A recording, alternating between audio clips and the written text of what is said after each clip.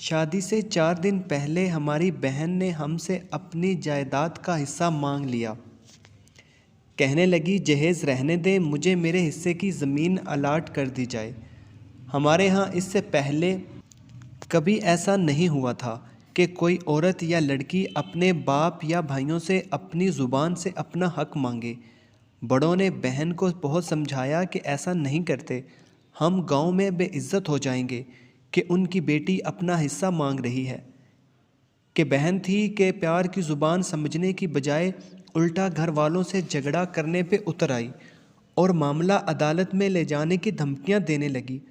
ہم سخت پریشان تھے کہ اب 2 دن میں ساری برادری گھر آنے والی ہے اور یہاں ایسا ماحول بن گیا ہے شاید شادی ہی رک جائے یا چپ کر کے اس کے حصے کی زمین اس کے حوالے کر دی جائے۔ مجھے ملک سے باہر جب یہ خبر پہنچی تو میرے ہاتھ پاؤں کام کرنے سے انکار کر گئے۔ بھوک مٹ گئی، کفیل میرے کام میں دلچسپی نہ لینے سے ناراض، اور میں خوشی کو غم میں تبدیل ہوتا دیکھ کر نڈھال ہو گیا، کیونکہ میں پچھلے 9 سال سے پاکستان سے باہر تھا اور اپنی بہنوں کے گھر بسانے کے لیے محنت کر رہا تھا۔ اکیلا بیٹھ کر سوچا تو لگا بہن اپنی جگہ ٹھیک ہے، جب شریعت اسے اجازت دیتی ہے اپنا حق لینے کی تو ہم کون ہوتے ہیں منع کرنے والے؟ اور جب باقی کسی گھر کے فرد کی کال آتی تو لگتا مجھے گھر جا کر اپنی بہن کو سمجھانا چاہیے کہ ایسا ٹھیک نہیں ہے، ہم بے عزت ہو جائیں گے۔ لیکن کیا کرتا، ایک دن مزید گزر گیا، اب 3 دن باقی رہ گئے۔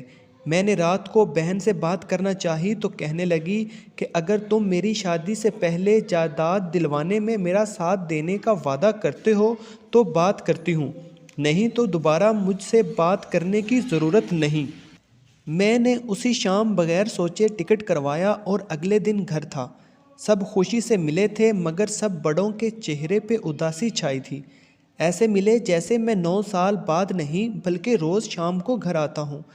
اکیلی بیٹھی بہن کے پاس پہنچا تو میں نے محسوس کیا وہ شدت سے میرا انتظار کر رہی تھی اور مجھے دیکھتے ہی مجھ سے لپٹ گئی اور ہم دونوں بے اختیار رونے لگے۔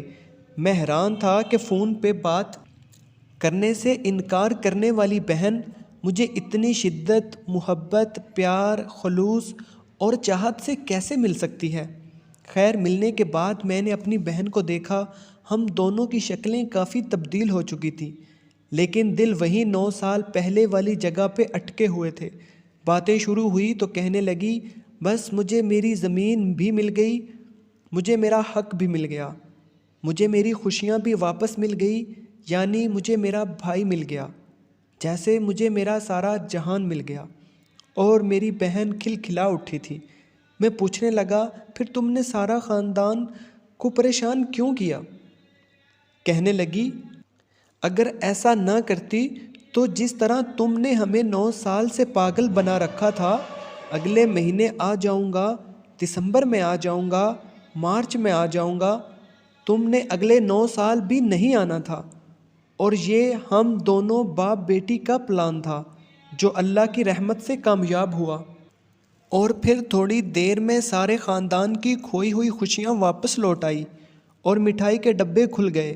میں نے اللہ کا شکر ادا کیا جس نے مجھے اپنی بہن سے ملوایا، اور باہر نکلتے ہوئے میں بہن سے کہا کہ شادی کے بعد میں سب بہنوں کا حصہ ان کو دے کر تمہارے پلان کو مزید کامیاب بناؤں گا۔